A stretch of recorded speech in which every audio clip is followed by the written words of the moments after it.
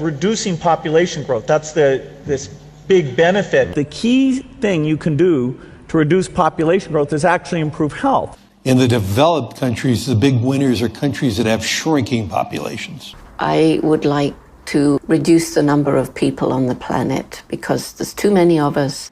When we invest in clean energy and electric vehicles and reduce population, Wait. What the? More of our children can breathe clean air and drink clean water. What the fuck? Now, the world today has 6.8 billion people. That's headed up to about 9 billion.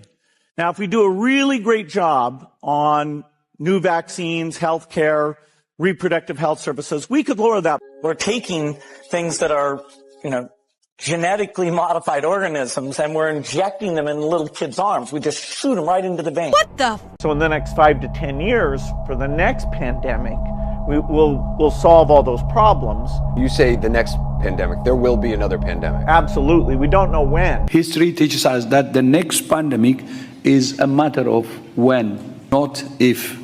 We know what's next. We're going to have another major coronavirus pandemic before the end of this decade, before 2030. If we really want to prevent the next pandemic, and there will be one, there will absolutely be an outbreak of another pandemic. It may be next year. We need more money to plan for the second pandemic. There's going to be another pandemic.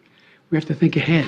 We definitively will have to face other surprises, black swans, as they are called, maybe different kinds of viruses. But also there will be a surprise outbreak. Most of the work we're going to do to be ready for pandemic 2, I call this pandemic 1. We just need to mess around. The EPA recently approved an experimental use permit to Oxitec, a biotech company funded by the Bill and Melinda Gates Foundation.